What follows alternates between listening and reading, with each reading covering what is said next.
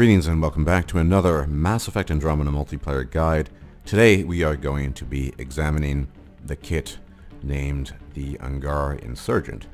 Now the Angara Insurgent is one of the legitimately good kits in the game. There are many bad ones, but he is above all a support kit or character. Now after this guide there will be extensive gameplay based off of a solo, one of many I attempted. I didn't complete this solo as I didn't yesterday because for Wave 6 on Firebase 0 I got an upload, which is, I would argue, impossible with the Angara Insurgent to complete. However, I think the footage provided is instructive and helps demonstrate some of the principles and explanations I offer here for decisions. It's not a speed run, and my poor sniping skills are on full display, although I do use my Hurricane quite a bit as well. Nonetheless, it is there to accompany the guide to give you an idea of what I'm talking about and how you might want to play him should you agree or find my suggestions agreeable regarding the guide. Let us commence. So, he is above all a support character. As always, I will begin with the bottom chart, what is formerly known as fitness, and we will go through the decisions here and why I've made them. So this is obviously self-explanatory. Now, in general, I think the most efficient way of playing the Angara Insurgent is that of the run and gunner. That is a guy who's fairly quick and agile, dashing about the map because he has to in order to get access to his trip mines, or to resupply them rather, and thus the decisions I've made in creating this build are reflective of that. So for I choose rank 4 evasion for that little extra bit of movement speed, and also when you're dashing you get a bit more damage resistance. This isn't a bad choice per se. However, the generous and frequent application of shield boost not entirely but almost negates the necessity to invest in this, in my humble opinion. So we go with invasion. Plus 60 damage resistance while evading. This is a difficult choice, in part because this offers the bottom part, that is 5B, offers you the choice to effectively improve your shield boost. However, for reasons I will discuss when I get to shield boost, I don't think it's justifiable given the circumstances of the game, and thus we go for more capacity. We go for this because of its utilitarian value. It offers you more spare ammo, which is useful depending on your setup. In the video you're going to watch after this guide, I am running the thermal capacity equipment, so it's a bit superfluous. Extra weight capacity can be useful depending on the weapon setup, but 20% is nothing to sneeze at. But above all, it gives you that extra power cell capacity, and so that's not a bad thing. And finally, for 6, it's kind of a no-brainer. The bioelectric ward is extremely useful. Ward damage, just 80 damage resistance, which translates into half that, so basically 40% damage resistance, and it's quite useful. 5 seconds of damage resistance is, once again, nothing to sneeze at. And so the run and gunner, this is how I would spec in. Now moving forward to offensive tech. Now, I need to emphasize that the Angara Insurgent is not a proficient wielder of weapons. In fact, his only weapon training is a paltry 8% bonus, which is not significant. And because of the poor status of many of the weapons in the game, I am referring, of course, to their inefficacy in confronting somewhat difficult enemies such as Gold Ket and others, you are a bit limited in this department. But the thing that's actually valuable in this tree is something you probably would not have guessed, and thus we'll move ahead. So this is combo detonations. I don't even know why this is here. The only thing that can detonate combos are the trip mines, and it's so situational and dependent on power cells. Why would you bother investing in this? So you're going to add this for extra power damage. This will presumably, if it's functional, who knows with BioWare, add to the damage output of the trip mine, and it will also add to the duration of your shield boost, which will come in handy when we explain the choices there. Anti-shield versus anti-armor, because the most difficult enemies in the game are Ket. Two of the dangerous units there are the Anointed with their annoying Soned 300 that has a virtually unlimited range, as well as the Destined, both of which have pretty strong shields. Unless we go in anti-shield, because presumably, if it functions correctly, this will add to the damage, the shield damage, applied by a trip mine. And here, initially, I sort of dismissed this as, well, give a beneficial status effect, also boost your allies' damage. Okay, that's just, who cares? Because given the nature of how this game is played, most people are very independent. They're running around doing their own thing. Kind of a forced cooperation, as much as BioWare might desire that, does not seem to be present or observable in the game, and thus, I initially dismissed this out of hand and thought, well, whatever. And so and you could still go for this. This will give you a virtually unlimited weapon capacity. You can take the heaviest weapons possible, as well as a smidgen of extra accuracy and stability. However, I don't think 15% in general is justifiable, because it's such a minimal improvement that most weapons won't benefit from that. In my experience, just briefly on the subject, accuracy bonuses really only noticeably improve once you hit the 30% mark, or even the 45% mark vis-a-vis certain kits and setups. So, not that great. And so you could, I guess, spec out of this, but that would only leave you points to spec into the turret, which I'll have a lot more to say about in a bit. Why is this sort of the golden find? Because I've tested this extensively, and this not only boosts your allies, but more importantly, it boosts your own damage. It doesn't say it in the description, but I tested this. I subjected this to rigorous tests. The best test of this was running an Ishray 10 against gold outlaws, specifically sharpshooters. Now, without the shield boost, which I'll talk about in a bit, which refers to the beneficial effect here, it's shield boost, I could not one-shot them with a headshot with the Ishray with this particular kit. And once I applied the shield boost, I was able to do so. I tested this a few times, and this is particular to the Ishray, which I don't think it is. This will give you significant damage amplification, which is nothing to sneeze at considering his poor weapon training and damage output vis-a-vis weapons. More importantly, as far as I can observe, the weapon boost will last as long as your shield boost lasts, which creates a bit of synergy for the next the discussion on shield boost, which I'll get to, I guess, last, because we want that duration there. Trip Mine is his signature ability. At the moment, the only kit that offers Trip Mine is a combat power, but because of the Angara Insurgent's lack of weapon damage or weapon passives, he doesn't really shine in that department. And as you can see on display in the video, I'm playing him more or less as a running gunner. The vast majority of the work, although I occasionally do get kills with weapons, is done by the Trip Mine. Now, you could argue that extra power cells are always a good thing, but having the extra sensitivity from a plus 100% proximity radius, as well as plus 60% laser range, I personally find justifies the choice of Foray over this, unless, and there is a possibility of doing this, you want to play him in such a manner that you don't lay the mines as traps, but rather use them offensively directly at the feet of enemies. And I do know someone who does that, and that is a plausible and reasonable way of playing the character. I prefer the sensor range generally, and after all, you're going to be running around the map to restock on your power cells regardless.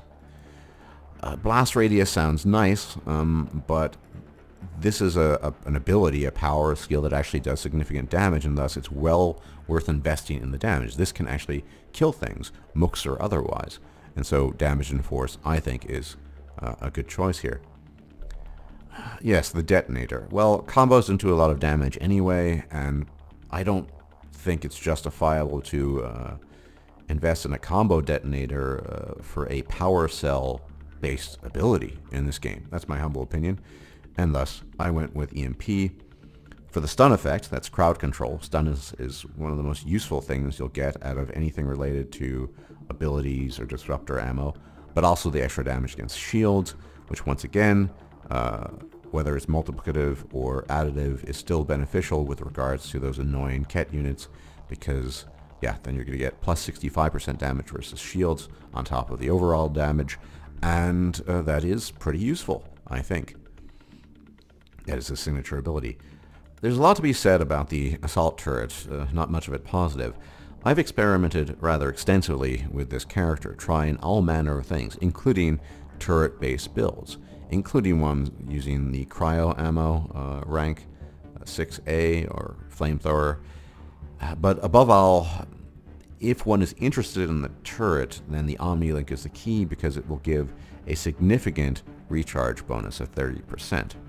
However, where the turret fails is that it has a base recharge time of 24 seconds, which is only partially helped by the plus 40% recharge speed. You'll end up with, I think, a 17-second recharge. More to the point, I find this questionable, why does the cooldown on the turret not begin after its deployment, but rather after it's been destroyed? This was an issue, of course, those of you familiar with Overwatch, that it affected Winston's bubble, the same thing. I don't know why developers don't think about this, that after an ability is deployed, it goes into cooldown.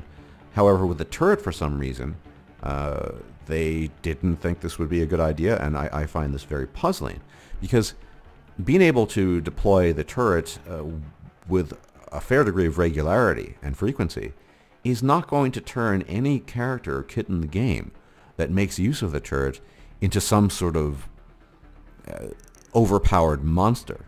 The turret itself, without any other benefits, is of limited utility. However, if they were to do this in the future, and I have severe doubts to be discussed in future videos concerning the state of the game, Omni-Link would be the reason you would take the turret, because it would offer you a very potent 30% recharge boost, which is very useful for shield boost, or for that matter, any other kit that uses the turret. I am, of course, specifically talking about the Human Engineer, a fairly mediocre kit, as well as the Krogan Engineer.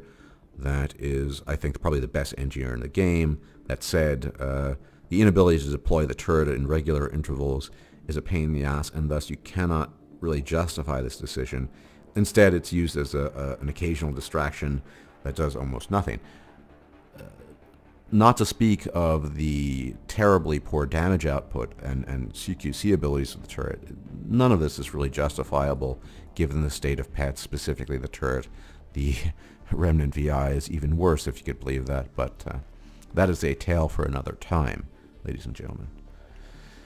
We go on a shield boost, which is perhaps not the signature ability, but my favorite ability in the game, shared with the Solarian Operator, and I prefer the Operator for a variety of reasons. I think he has better power synergy and is not reliant on power cells. I'm not a fan of being reliant on power cells, but that's neither here nor there. Now, I've changed my mind on shield boosts for two reasons. So we'll go through what I talked about prior with the Operator build. Restoration, because you want more shields restored. Radius, yeah, that sounds nice on paper. Once again, you want to play selfishly, because apart from situations and certain uploads or hacks, you're not going to be surrounded by fellow players. And even in those situations, you're probably going to be close enough together to hit them with your shield boost, and thus they will be beneficiaries of it, and there's no need to worry about radius. It's a pointless investment, I think. Once again, no-brainer recharge speed. Because, I mean, sure, this sounds nice, more initial shields restored, that makes you a bit tougher, but you are gimping yourself because you're losing out on the ability to frequently use shield boost, and it is quite literally a lifesaver. Perhaps the lifesaver of the game, even more so than energy drain, because it is more potent in applying shields and keeping you alive. But here in rank 6, we come to a difficult choice. And it's one that I'm still somewhat torn on, although I do tendency-wise gravitate towards extended duration. Now, you might justify overcharge for a variety of reasons by saying, well, look, 100% max shields will give you greater survivability in clutch moments. What might be a clutch moment I'm speaking of? Well, the famous getting gunned down by the Sonid 300 vis-a-vis the delightful Anointed.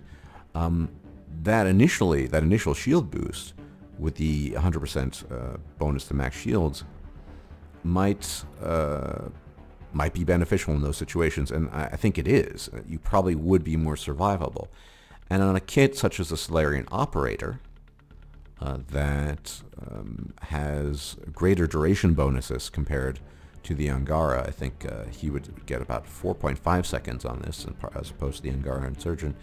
It could be justifiable, and I think it still could be in theory. However, because that's kind of situational, and overall I think it's more beneficial to have a nigh constant barrage of shields at your disposal, I go for, in this case, 6B. And the other important reason is for the reasons I cited regarding the passive 6A, because shield boost with this character will boost your damage by 20%. It is significant to notice it on several weapons, and it's very beneficial because this is a character that really needs better weapon damage, but does not have it as disposal, and this is a good way of working that in. And so I go for extended duration, although, like I said, overcharge certainly could be justified in certain clutch situations where you're about to drop dead. That I've noticed a difference. Although, of course, if you're being assaulted by multiple Sonid 300s, you probably even that won't save you. So, but overall, I think the greater utility is to be found in 6B. And you could also arguably justify this for the Solarian Operator's shield boost, if only because with his bonuses, if it actually works correctly, who knows with BioWare, you're going to get not an extended duration of 150%, but 200%, assuming it's additive. Neither here nor there. That's the Solarian Operator. So that is the build I have for this kit, the one you see in the soon-to-be seen video. Let's talk briefly about weapons, as usual. Well, weapons. I mean, it's kind of the usual suspects. There aren't many good weapons in the game. But with a decent weight capacity, generally what I like to run is something for CQC, which is the Hurricane, and something for long range, which is the Valiant. Now, much is to be said about the Vanquisher. I never really liked it, even when it was bugged or overpowered. I don't like the feel. But more importantly, on a kit that does not have reload benefits, and 15% sounds minimal, but you do notice a difference on particularly sniper rifles and assault rifles, but on sniper rifles that take a relatively long time to reload. And the Valiant, if you happen to have it, is a good way of circumnavigating that because it has a naturally quick reload speed, and so don't really need to worry too much about it. It has a decent damage output.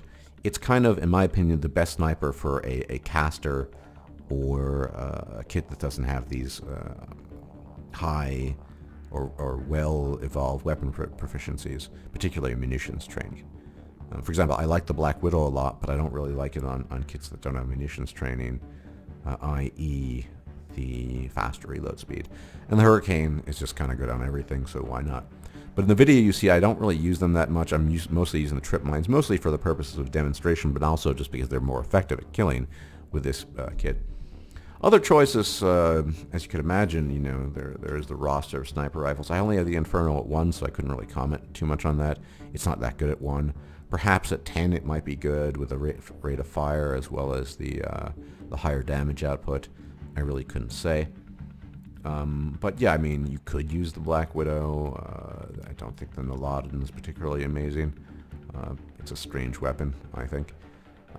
But yeah, I mean, as far as assault rifles are concerned, not much of a choice. The Revenant is decent. The Sonid is absolute trash. It's Sonid 10 is trash. It's amazing to say, but Pa's trash. Valkyrie is trash. Well, and then there's of course the Thokin, which is decent, serviceable.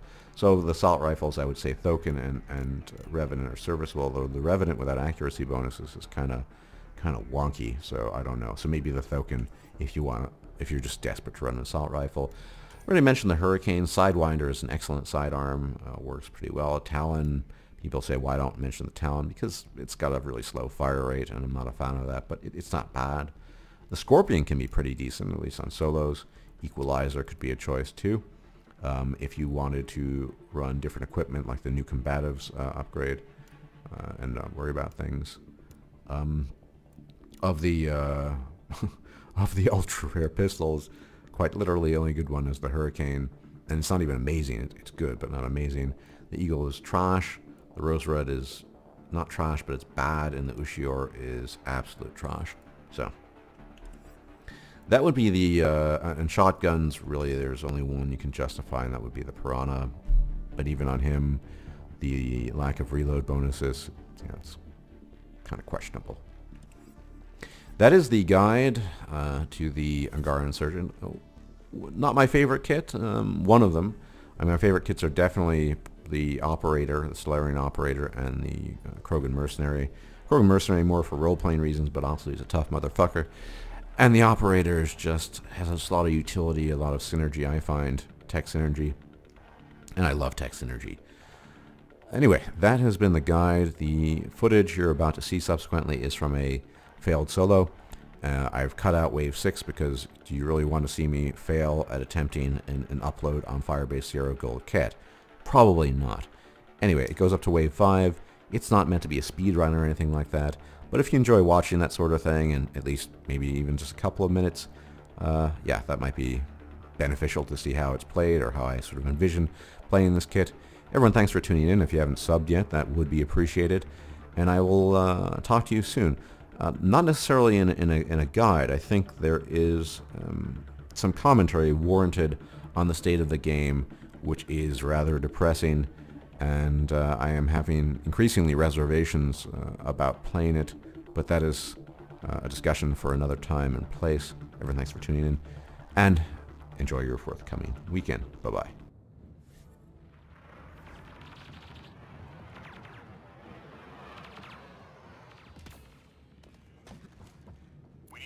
This position. Enemies on the move. Be ready. Time to hunt first.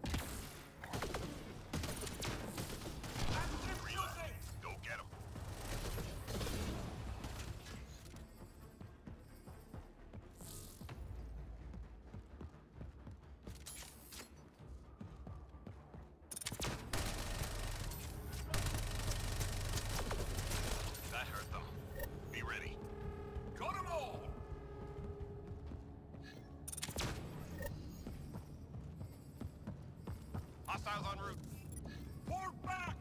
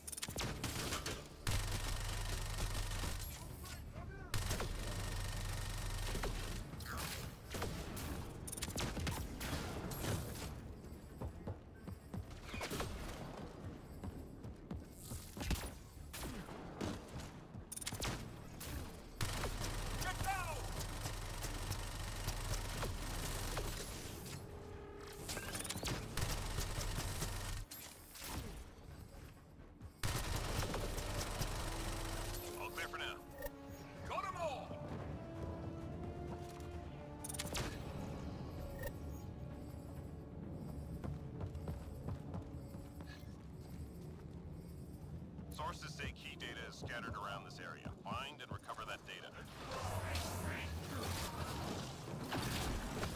Find cover! Off my shields!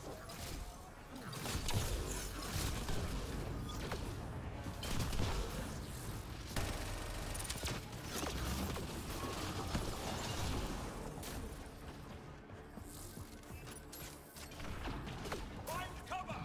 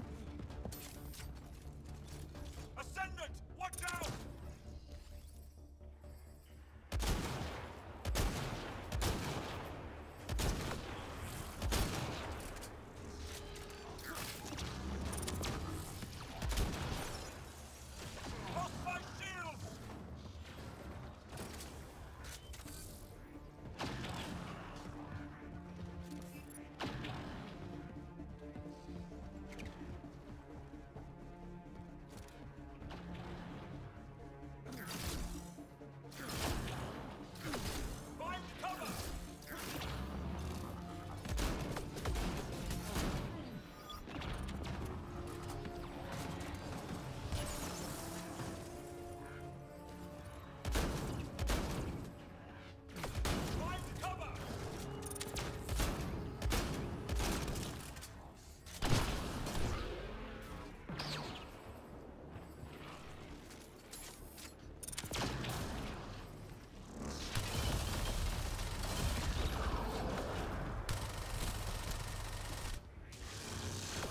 Active shooting!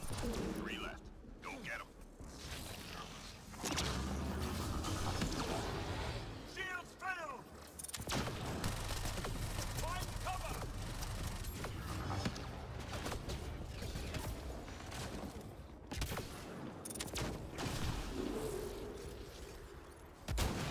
One remains!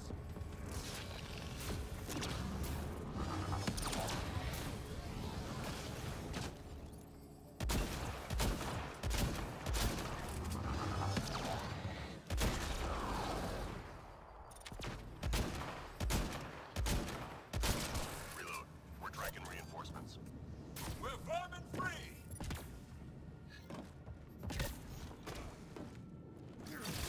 Hostiles en route. Withdraw! Speed!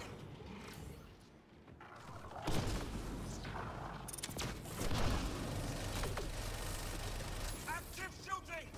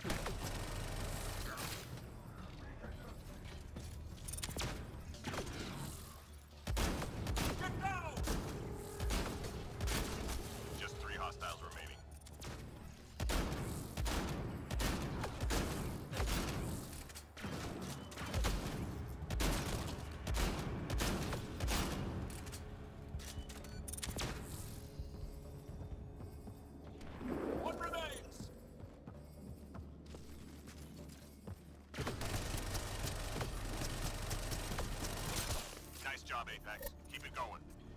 Cut them all!